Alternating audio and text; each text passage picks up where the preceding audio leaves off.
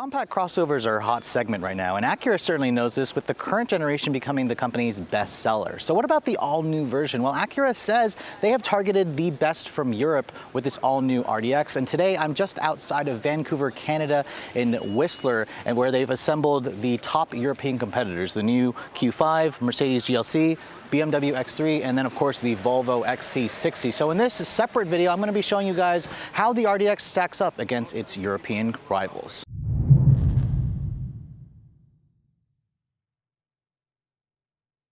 So in this segment of vehicle, they've really started to replace the compact sports sedan that Americans used to buy because we're also crossover hungry. So starting down the lineup here, I mean, Acura flew me out and a bunch of other journalists to Whistler, Canada to showcase the all-new RDX. And sometimes they bring some competitor vehicles. So first, let's start with the Q5, because this was also all new for 2018. It's the second generation, and this car starts at around $41,000. This one here is a higher trim, so it's going to be closer to the mid $50,000 range. The Q5 has always been a solid player, really great driving dynamics, and of course, it's unmistakably an Audi in design. Now, let's move over to the Mercedes, because this is a new player as well. It was all new for 2017, and it's basically just a jacked up C-Class sedan, just like how that's a jacked up A4.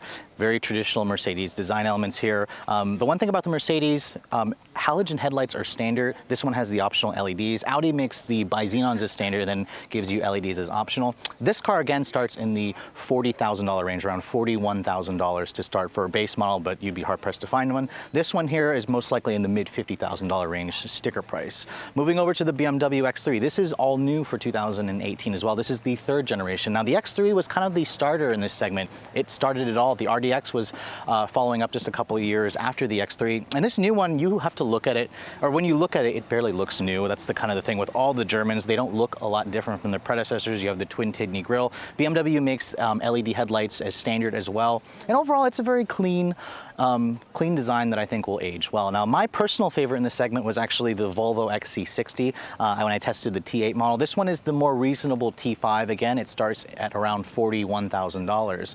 And you can see here, the LED headlights are standard on this car as well. It's got the traditional Volvo look. It's a really handsome car. It's really, you can't really go wrong with any of these. They all offer their own distinctive kind of, European flavor, which brings us over to the RDX, because this car starts at $37,300. So it's a good $3,000, $3,000 to $4,000 cheaper than all the European competitors. And this one sits is the A-Spec model. This one is kind of the one that's designed to bring a new kind of buyer, a younger buyer, to the Acura brand. You can see it's very much got the traditional Acura style elements. It all takes from the precision concept and then blacks out the elements with the A-Spec model. The jewel eye headlights are standard. It's got LED fog lights. And the RDX certainly stands out in this crowd of very conservative looking European cars. So most of the buyers in this segment are going to choose the base motor, and all of them will basically have 2-liter turbocharged engines. Let's start with the Mercedes. This is the company's 2-liter turbocharged direct injection 4-cylinder. That's why it's called the GLC300. Of course, there's also a V6 turbo that's called the GLC43, but that's a different video. Now, in this application, it makes 241 horsepower, which is actually the least power out of all these vehicles in the group, but it makes very good torque, 273 pound-feet. Now, you can take your pick between either a rear drive or the company's 4MATIC all-wheel drive. A 9-speed Mercedes-designed automatic is the only transmission available. It weighs around 4,100 pounds, and fuel economy is around 22 in the city and 27 on the highway. So under the hood of the latest Volvo XC60, there's one of 3 different powertrains. This is the base engine because it's the T5. It's probably the one that a lot of people are going to end up choosing. Now, it's a 2-liter turbocharged only 4-cylinder. The T6 adds a supercharger. The T8 has the hybrid system. With just the turbocharger, it makes 250 horsepower and 258 pound-feet of torque. Now, Volvo only offers all-wheel drive. All-wheel drive is standard. It's the only vehicle out of the 5 vehicles here that comes with all-wheel drive as standard. It all goes out through an 8-speed automatic. It weighs around 4,100 pounds, and fuel economy is around 21 in the city and 27 on the highway. So the X3 is actually one of the newest offerings here. This is the all-new 3rd generation, and they've renamed it for this generation from X3, X28i to 30i because it has slightly more power. It's also a 2-liter turbocharged direct injection 4-cylinder, and it makes 248 horsepower, matching the Mercedes, and 258 pound-feet of torque. Now, it all goes out through an 8-speed automatic transmission. This car is either available in rear or all-wheel drive. BMW calls it X-Drive. It's rated to get the best gas mileage out of this foursome here. It's 22 in the city, 29 in the highway, about 24 combined. It weighs around 4,000 pounds as well. So under the hood of the all-new third generation RDX, you can see Acura has gone in the same direction as its European competitors, replacing the old 3.5-liter V6 with an all-new 2-liter turbocharged direct injection VTEC 4-cylinder. This is the same motor that we've seen in the Type R and in the Accord. Now in the RDX, it does make more power than the Accord, 272 horsepower and 280 pound-feet of torque. That number, Acura says, is class-leading base power numbers, although there is one vehicle that has a little bit more power. That's the Stelvio, which has 306 horsepower and 280 pound-feet of torque. Now, Acura's is going out through a 10-speed, a segment-first 10-speed automatic that is an Acura design, and then you can take it between front or all-wheel drive, with, of course, is the company's third-generation super handling all-wheel drive. Fuel economy sits at 21 in the city and 28 on the highway. This uses premium gas. All of the competitors use premium gas. This weighs around 4,000 pounds. So under the hood of the Q5, of course, you're going to find a 2-liter turbocharged direct injection 4-cylinder. Of course, everyone in this segment has gone with that. Now, the Audi actually makes really good power as well, 252 horsepower and 273 pound-feet of torque. This was one of the most powerful in the segment until Acura came out with their version, and then Alfa had their 2-liter. It all goes out through a unique transmission. It's a 7-speed dual-clutch automatic transmission, very quick shifting transmission. Audi's Quattro all-wheel drive system is optional. This one has the Quattro. It's rated at 22 in the city, 28 in the highway. This one also weighs right around 4,000 pounds. So most of you don't know this, but when I'm at these media drives and they have like all the competitive set vehicles to test at the same time, the amount of time I have with the car is literally limited to 15 minutes or less. So I have to get all the footage I need to get. So I'm going to try my best to, show you guys as much as I can about all these cars. So starting off in the Volvo in the test driving part. Now keep in mind, I can't talk about any of the driving impressions on the RDX until May 31st at 12:01 a.m. Eastern Standard Time. That will be a fully separate video on just the RDX. So in the Volvo, the driving dynamics, first of all, let's set off in the Volvo. This is the T5 model with just the turbocharged 4-cylinder. And the Volvo is definitely, to me, one of the softest driving cars. This is the one that focuses primarily on sport or on luxury. And this particular trim is the Momentum trim. The Momentum trim is the base of the trim lines. And with that 8-speed automatic and 250 horsepower, let's put our foot down here, see how it feels. Little soft initially. Now these are all Canadian spec cars, keep that in mind, but they shouldn't be too far off the US spec cars. But I'm noticing initially this feels incredibly sluggish off the line. 0 to 60 times feel like they're around the a little over 7-second mark. There's a reason why Volvo offers the T6 and the T8 configurations. The T6 is probably the one that you want in terms of just that balance. But you can kind of feel that Volvo has a lot more to offer if you guys go for the higher spec engine options. This to me feels the softest. It has good visibility out of the front. The seats are pretty comfortable, but in terms of performance, this is the one that skews way more toward the luxury aspect. So hopping into the Mercedes GLC. Now Mercedes has been doing really, really excellent jobs on all of their new vehicles, and I was really impressed with the GLC when I first drove it. Haven't had a chance to really show you guys the base GLC300, so let's get it out here. Let's put our foot down, see how it feels.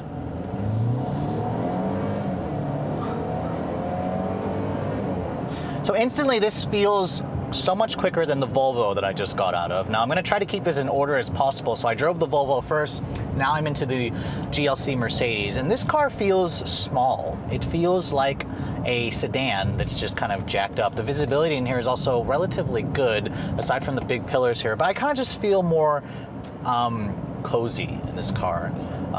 And the steering is also a little bit more responsive, more sharp than the Volvos. The powertrain is really just what's so much better than the Volvos I initially got. And it's one of the reasons why I would probably just tell people to save up the money and go for the T6, buy the T6 Volvo. This to me feels like it gets to 60 in around 6.5 seconds. Now, of course, this one's not like the fire-breathing AMG model, but it handles pretty well.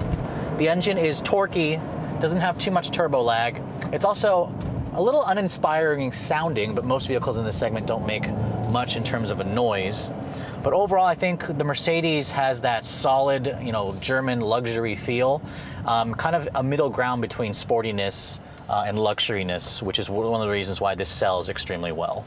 So moving down the line, I've now jumped into the new BMW X3. Now this has long been the standard for sporty driving. I mean, BMW is known as the ultimate driving machine, and they really lost their way over the last few years. However, this all-new X3 in its third generation definitely makes a strong first impression. Out of the Volvo and the Mercedes, I think this one actually might have the best all-around visibility so far, but I haven't gotten into the Audi yet, or the new RDX, which I can't talk about the driving dynamics. But let's put it into its sport mode here. This is the Sport Plus mode. This has the new 2-liter Turbo 4 with an 8-speed auto, 248 horsepower. Let's see how it feels. A little soft. Ooh, nice. Man, BMWs, they always just feel really underrated.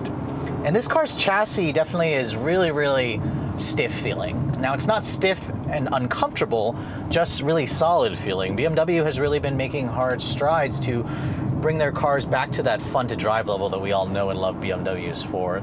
And the steering is really smooth and progressive. The engine doesn't really make too much in terms of like noises, really. It sounds like a 4-cylinder turbo. But the transmission has really crisp, fast shifts, and it feels like it gets to 60 in the low 6-second range. Like, I would say 6.2, maybe closer to 6. But gosh, the handling, when you start pushing the X3, it's so surprising how fun to drive this thing is. And you know, that BMW even has a higher performance M40i with another 100 horsepower. I'd love to get my hands on that and drive it, just because it would have better noises.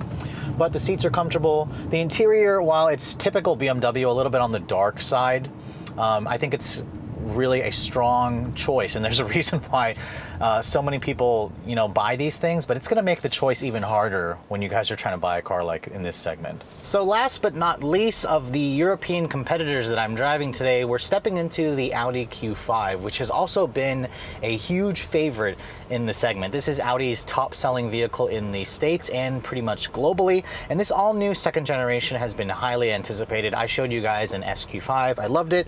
I haven't actually showed you the regular Q5, but it has that same 2-liter turbo and dual clutch, 7-speed dual clutch transmission that I really liked. So this has about 252 horsepower. Let's go out onto this road and see how it feels in comparison.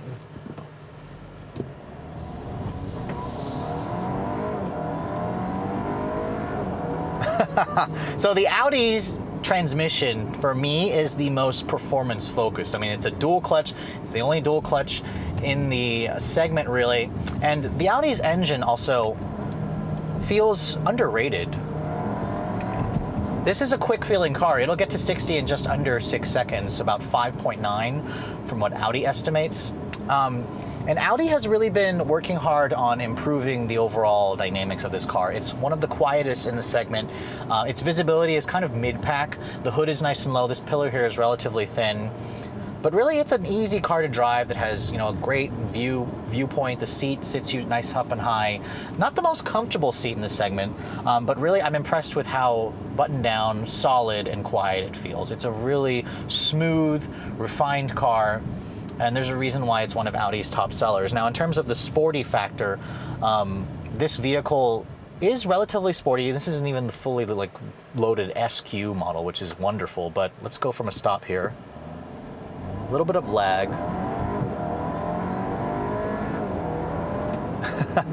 It feels quick, I must admit. It feels a little quicker than the BMW, definitely quicker than the Mercedes and the Volvo. So the Audi definitely still makes a strong case for itself, and it's still one of my favorites if you guys are just gonna go for like a base engine model. So of course, because driving impressions are still embargoed, I cannot talk about how the new RDX drives. You guys are just gonna have to wait until May 31st at 12:01 a.m. I'll upload the full review on just the RDX, but I can at least show you how it drives. So we're gonna put it into its Sport Plus mode here from this NSX inspired knob, and then we're gonna floor it and see how it feels.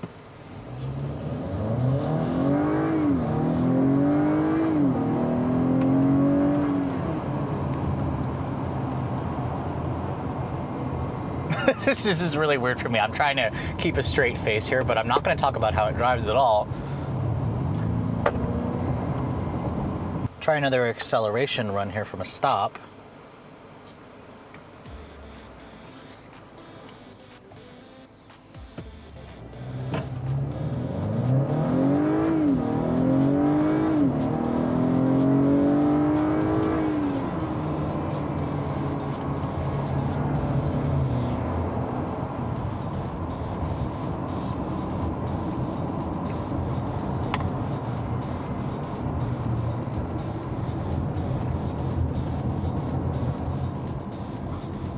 All right, so that concludes all of the driving portions. Let's wrap up this video, and I can tell you guys which of the 4 European competitors is my favorite and what the price of the RDX is and where it kind of fits in the segment price-wise. So getting the opportunity to drive an all-new vehicle plus a bunch of its competitors is one of the perks of my job, and it helps me to be able to decide which is the stronger vehicles in the segment. Now, obviously for this type of video, I'm not really doing it as a comparison test just because I can't talk about how this drives. So make sure you guys tune back on May 31st at 12:01 a.m. for my full Redline review on all of the driving impressions, all of the technical specs on this all-new RDX. So after spending time with the Mercedes GLC, the Bmw X3, the Audi Q5, and the Volvo XC60, out of those vehicles, my personal favorite out of those 4 was actually the Audi Q5 in terms of just the overall package. The BMW was second. It was the sportiest to drive. The Mercedes kind of blended aspects of the Audi and the BMW with its own unique touches. And then the Volvo, surprisingly, was actually my least favorite just because it wasn't the actually fully loaded model. So it was kind of missing that edge that I really liked from vehicles, like from trims like the R design, the inscription. But I want to talk about the one aspect of this video that is embargoed until now. That's the pricing on the all-new RDX. All those German or European competitors you saw are around mid $50,000 for one that's kind of just comparably equipped to this A-Spec RDX. This car starts at $37,300, which is the same price as the old model with the Acura watch package. This A-Spec trim is about $45,500, and it basically includes all the stuff you want. Now, if you guys want to go a little further to the advanced to get stuff like the 360 camera, the head-up display, the heated rear seats and heated steering wheel, that will set you back around $47,500, which makes the RDX a true bargain in this segment. But I hope you guys have enjoyed my quick overview of all of the RDX's main competitors. Again, I couldn't talk about driving dynamics in this video, but make sure you tune back on May 31st at 12:01 a.m. for all the full driving impressions on the all-new RDX. If you're also looking to see the latest cars I'm testing, make sure you follow me on Instagram at redline_reviews, like us on Facebook, and as always, guys, please keep subscribing to the Redline Reviews YouTube channel for all the latest reviews. Thanks so much for watching. I'll catch you all in the next video.